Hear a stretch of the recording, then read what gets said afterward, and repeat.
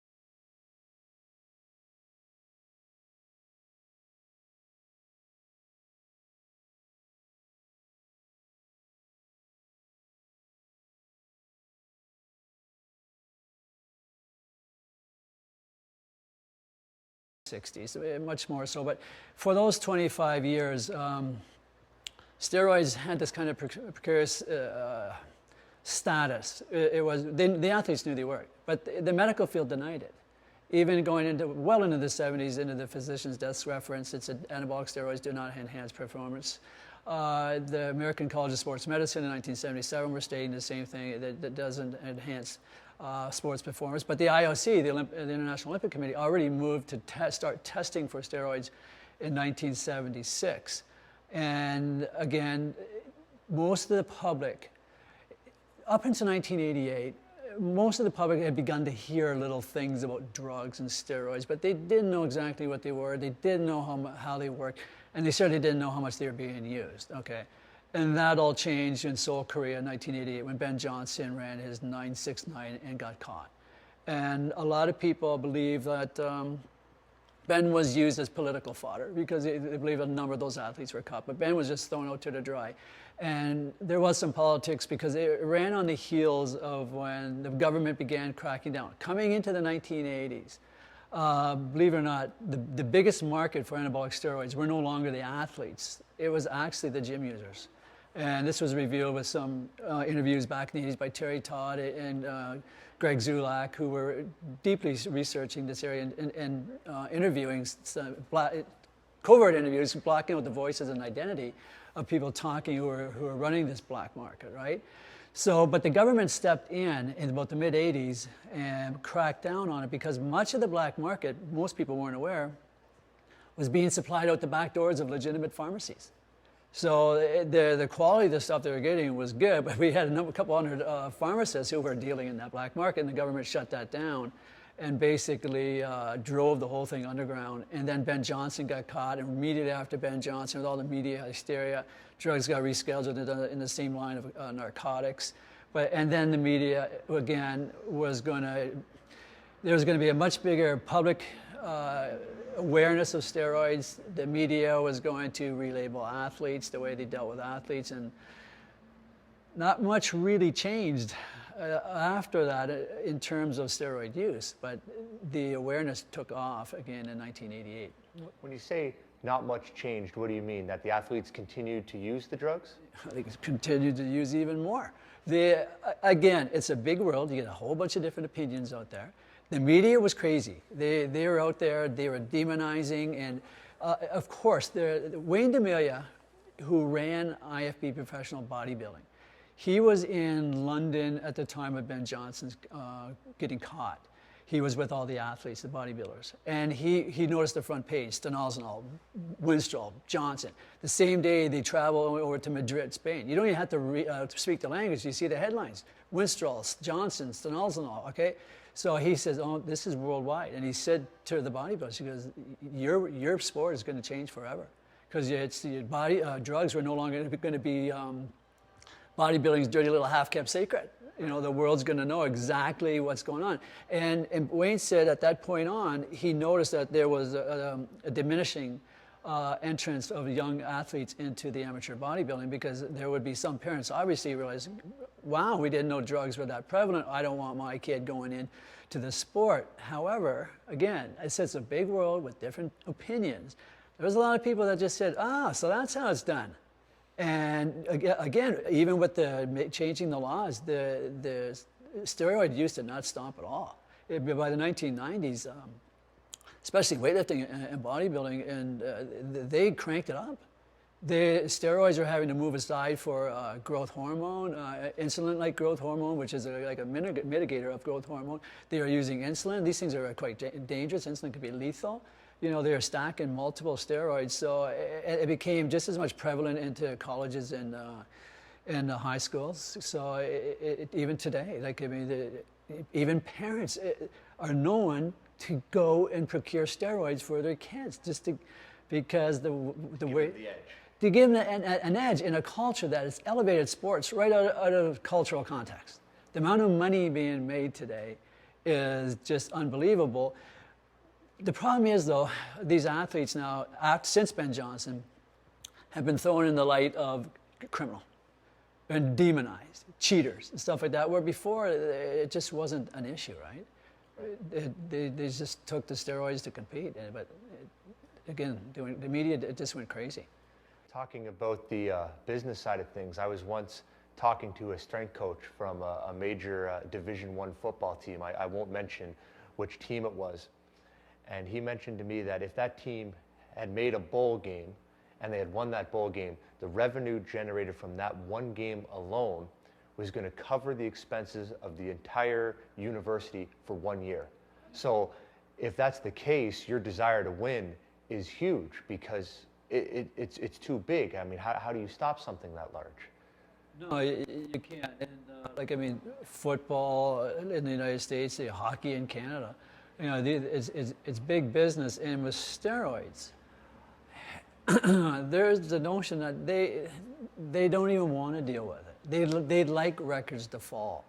And there's always been the issue about behind the scenes, what are called sync tests, that the athletes are getting caught, but it's not being exposed. For example, I talked to a number of people who know. They say Ben Johnson wasn't the only one caught, but Ben Johnson was thrown out there. A lot of the athletes, like the drug testing was coming out. Had Ben Johnson ran his 969 in 1984, he probably wouldn't have been caught, because between those 4 years, they moved what was called a radioimmunoassay testing to the backdrop in favor of what is called gas chromatography and mass spectrometry. These are more sophisticated, sensitive tools. They actually look for the breakdown metabolites of the steroids they're testing for. And in those 4 years, the steroid that Ben Johnson took, they were able to identify more breakdown metabolites, so Ben got caught. But again, it's the major sporting federations with hockey, football, basketball, all through the 70s and 80s, they didn't want to deal with it because they didn't care. They wanted those bigger, faster athletes, and they wanted the people in the stands, and the athletes were going to take them because the money was getting bigger and bigger and bigger, as you're going to see. So they're going to take what they did. Like what happened. Again, look how we dealt with when the government stepped in and declared another war on steroids, like they did on drugs and they did on cancer. They just create a worse situation. They create a terrible black market where the products that they're getting are very questionable. The athletes really can't go to a physician anymore to get things tested. And we saw what a waste of money it can be in the Belco incident in 2003 when Victor Conte was arrested for creating designer steroids. But for 2 years, he spent God knows how much money, millions possibly, for drug raids, grand jury investigations, and it culminated into a 4-month sentence. How much money for 4 months? Like, what was the purpose? At the same time, we had to listen to Mark McGuire, Sammy Sosa, and Jose Canseco, amongst a few others, stand in front of a government select committee on drugs and baseball and be scolded like little children, probably by politicians with more dubious backgrounds than the athletes. But again, for what? Jose Canseco was ridiculed for his book Juiced. And I don't support steroids at all. But I had to admit that what he said that the athletes before me used their drugs. They used alcohol, they used amphetamines, they used caffeine to survive. I chose steroids and weights. And Greg Zulak, who was an expert in this field in the 80s and 90s, he said, when you talk to those athletes, especially in football, they said they need to take the steroids just to survive. Just the beatings they take and the size and speed of these guys. But again, I'm not condoning it. I'm just telling you, it's a no-win situation. It's very difficult.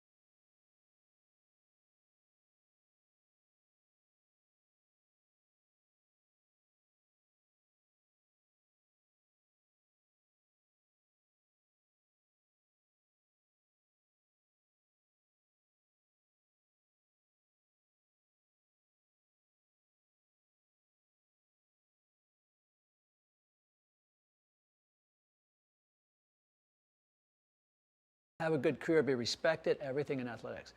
But after 1960, that was going to change because only the athlete, the young athlete, was going to have one more hurdle put in front of him. Are you willing to, you have the ability, you have the resources, but are you willing to take this next step and take this drug in order to compete at the top levels? That's going to bring in the question of ethics, morality, and even the law. And I thought, I could use myself as an example because at 19 years of age, I was in St. Michael's Hospital blind. And they gave me 1 drop of a drug. And in 10 minutes, I'm reading the exit sign 100 feet down the hallway. 1 drop of a drug. Of course, at that age, I'm going to say, give me the drug. Now, at 55 years of age, knowing other things, I don't know if my decision would have been the same, but that's just me talking about my eyesight. You look at these young athletes, 17, 18, 19-year-olds, having the world dangled in front of them. We're talking about, we're fame and fortune. We're not talking about millions. We're talking tens and hundreds of millions of dollars. Of course, the vast majority of them are going to take the drugs, and then they will go out into the world and have to lie. And then the media will be on them like criminals. And it's just that they just want to play their sport, right? But unfortunately, we're in a culture that has, if you want to be the best at your sport, you're going to have to change your physiology and you're going to have to take this drug. And then you're going to have to go out and look at those cameras and lie right through your teeth. Yep. And that's a tough place to be in, especially they just want to play their game, right? Do you think that the media and the athletes downplay the effectiveness of steroids, especially when they do get caught? Oh, absolutely. They always all the athletes always downplay the effectiveness of these drugs because that diminishes them. because they don't want everybody thinking that, hey, it's just the drugs that do it. Also, up to the 1960s, a lot of the weekend warrior athletes could relate more with the athletes. Say, I'm not that much slower than that guy. I'm not that much smaller than that guy. But that was one of the first impacts of steroids on society, was that when the gene pool expanded in the 60s and drugs came in, and they created a bigger rift or schism between the layman and those athletes. Those athletes that just, that now were really getting bigger, faster, stronger, and they became a little more difficult for the average person to relate to. All of a sudden, we're really revering these people as super athletes. In fact, Jeff Everson, the publisher of Planet Muscle magazine, he wrote a book back in the mid-1980s called The Steroid Superman, right? Because these athletes are really getting to the point. Like look at the Mr. Americas, you could maybe one time say, hey, that guy's arm's only 18 inches. That's not all that much bigger than mine. But now look at them today. Nobody can relate to these guys. Oh, they're 300-pound athletes, right? Right. The last thing I kind of want to talk about is the steroids, from what you've shared with us today. They've been out for decades. So this is kind of old technology. Where is this going? If what we've talked about is true and all this money is creating these better athletes, these better programs, and it's such a huge business, what's the next evolution of this? Well, that's the scary part. The steroids are old news, but they've been so effective. They've been around for 40, 50 years now, right? Because they work. But technology is taking us into more scarier realms. There's the size, speed, and strength, and you get to cycling, and there's endurance, and then you get into EPO, the manipulating of the red blood cells, and blood doping. For years, blood doping's been around, where somebody would give a pint of their blood, come back, and once their body's rebuilt that blood, and then put the other blood back in to increase red blood cell and oxygen capacity. Some guys were just taking a pint of somebody else's blood, so they didn't have to endure that rebuilding process. Now that we're looking into getting into what's called gene doping. And this is an area that I would find scary, because it's also entered the realm of food in terms of genetically modified foods that we're eating. But they're going to go take certain characteristics, genetic characteristics that I believe enhance sports, athletics, and performance, and inject those genes into somebody who doesn't have them. And that's a hit and miss. The genome is a technology that they're just beginning to understand, and it is so complex. It is multidimensional. In fact, they're wondering if the word gene might be too vague. And so they're just throwing these genes into that genome, knowing now that this gene now may work with that gene. The genome flips three-dimensionally to work with this group of genes, and a fourth dimension with time involved. It's really a crapshoot, but that's where it's heading. So, and how do you test for that? They already can't test for most. The athletes can beat the test. In fact, most people who get caught, the question is, well, why were you so stupid to get caught, right? Doesn't matter how sophisticated they make the testing, the athletes always stay one step ahead. So, and when you get into gene manipulation, you're going to have to map the person's genome when they're born and then compare it to them after, they go into the field of athletics to see if there's been alterations. I don't know. Right. This is not my area of expertise, but because it is somewhat new, but I will be learning more about it as I get into Volume 3 of Muscle, Smoke, and Mirrors and take us into more current times. Randy, I appreciate you coming on the show today. Excellent information as always. If you want to learn more about Randy's vast knowledge, I absolutely recommend buying Muscle, Smoke, and Mirrors Volume 1 and Volume 2. It shows the history of the Iron Game culture and even more about the information we talked about today. Thank you for coming on, Randy.